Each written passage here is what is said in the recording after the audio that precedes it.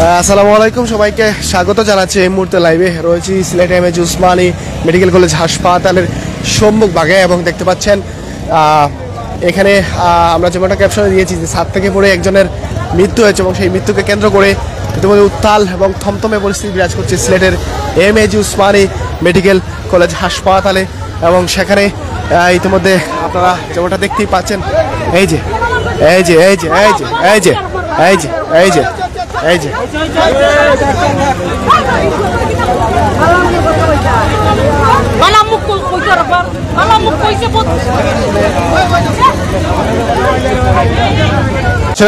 দেখলেন আসলে কি বিষয় চলছে, আসলে কি কারণে আসলে সেটি অবশ্যই তুলে ধরার চেষ্টা করবো।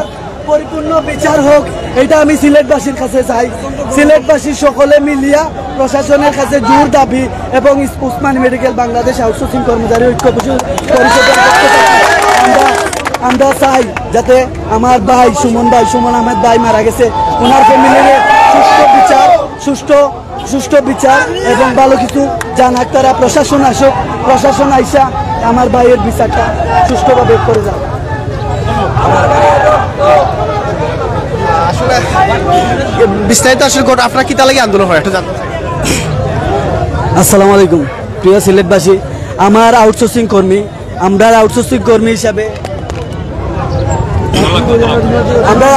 কর্মী হিসাবে যে ভাই আছেন আমরা সুমন আহমেদ ভাই, উনি নাইট ডিউটি কইরা বাসায় যাওয়ার পথে উনি কোয়ার্টারে থাকেন। ওই কোয়ার্টারের ভিতরে উনি ডিউটি শেষ করে যাওয়ার পথে খাওয়া দাওয়া করে যাওয়ার পথে উনি রেস্টের জন্য একটা টি স্টলের বেঞ্চে বসছিলেন। টি স্টলটা বন্ধ ছিল, এই বন্ধ অবস্থায় বসছিলেন।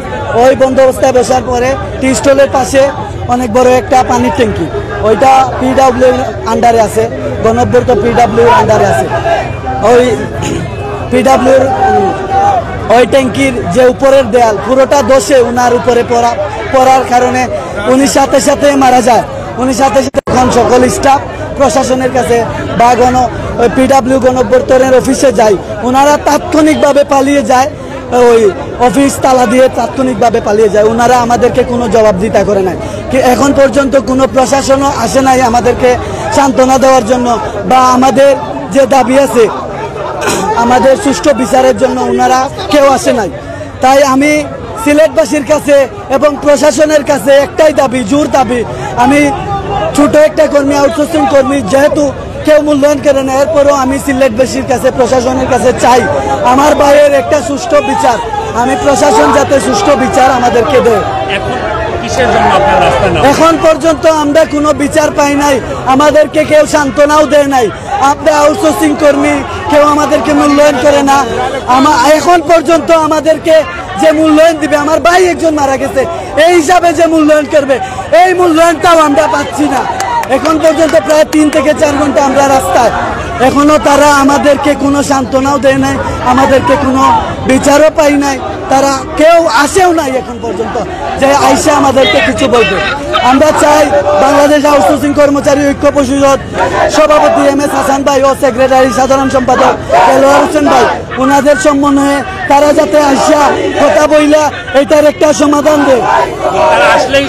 তারা আইসা যদি আমাদেরকে সমাধান দেয়, সুষ্ঠু বিচার দেয়, তাইলে আমরা এই অবস্থান বিরতি দিয়ে দেবো। আমরা এই গুরুত্বপূর্ণ একটি পয়েন্ট মেডিকেলের সামনে ঠিক অনেক মানুষের তো ভোগান্তি হচ্ছে।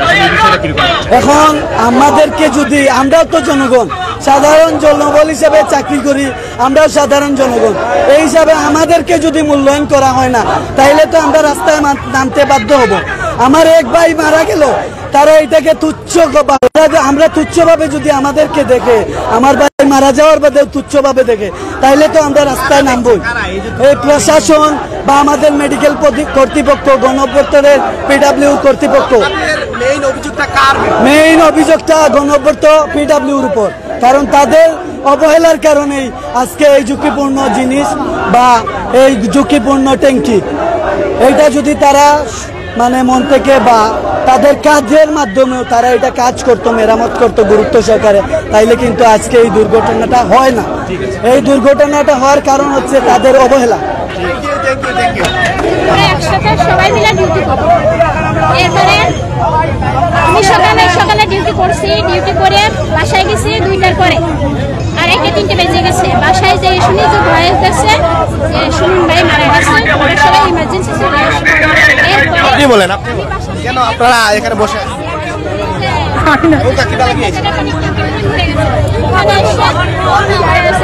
রক্ত সব নিচে মাথায় নিচে বুঝতে পারছি। এরপরে যে মিটিং চলতেছে, আমাদের কথা হচ্ছে যে এটা পরিত্যক্ত বিল্ডিং, আমরা আর বিচার চাই। উসমানী মেডিকেলের ভিতরে যেগুলো সরকারি ভবন আছে অনেকগুলোই পরিত্যক্ত, তো ওইগুলো যদি সরকারের আওতায় আমরা সকাল থেকে আমরা খাওয়া দাওয়া করছি না, আমরা ওই অবস্থায় সারাদিন সারা রাত ডিউটি করে চলে আসি। আমরা সুস্থভাবে বিচার চাই। ধন্যবাদ জানাচ্ছি দর্শক যারা যুক্ত রয়েছেন, দেখছেন ইতিমধ্যে উত্তাল সিলেটের ওসমানী মেডিকেল কলেজ হাসপাতালের সম্মুখভাগে যে সড়কটি রয়েছে সেই সড়ক এবং সেই প্রধান সড়কেই বসে কিন্তু তারা ইতিমধ্যে আন্দোলনে দেখতে পাচ্ছেন রাস্তায় বসে কিন্তু তারা ইতিমধ্যে আন্দোলন করছেন এবং তাদের যে অভিযোগগুলা সেই অভিযোগগুলা তুলে ধরছেন এবং আমরা একটু আগেই যে ভাইয়ের বক্তব্য নিয়েছিলাম সেই বক্তব্যে সবকিছু ফুটে উঠেছে।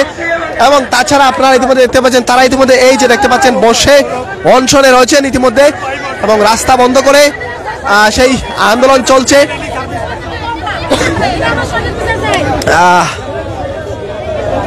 যারা যুক্ত হয়েছেন অবশ্যই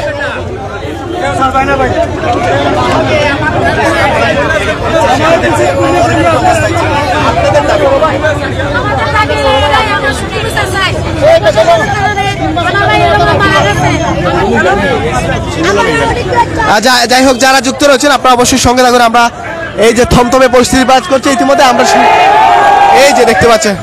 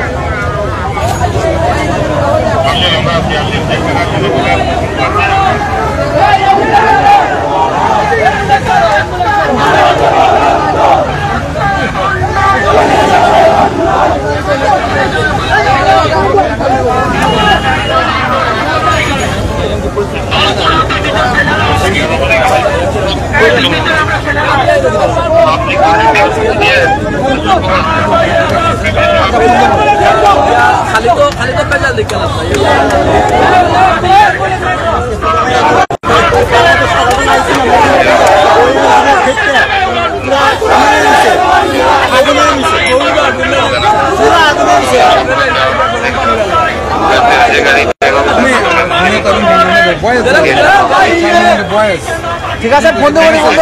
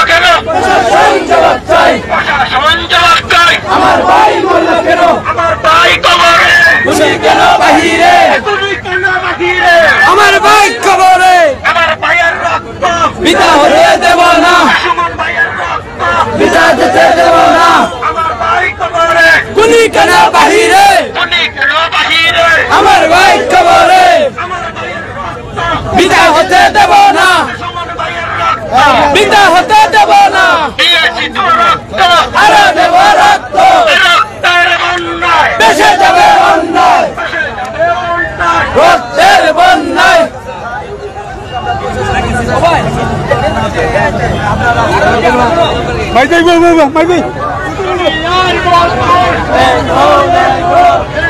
দর্শক যারা সঙ্গে আছেন আপনার সঙ্গে দেখুন আমরা সর্বোচ্চ জানানো এবং দেখানোর চেষ্টা করতেছি। ইতিমধ্যে দেখতে পাচ্ছেন ইতিমধ্যে Sylhet MA Osmani medical college হাসপাতালের সম্মুখভাগে সুমন নামে একজনের মৃত্যু হওয়াকে কেন্দ্র করে কিন্তু আন্দোলনে ফেটে পড়ছে বিক্ষোভকারীরা এবং দেখতেই পাচ্ছেন ইতিমধ্যে রাস্তা বন্ধ করেই কিন্তু সেই আন্দোলন করা হচ্ছে।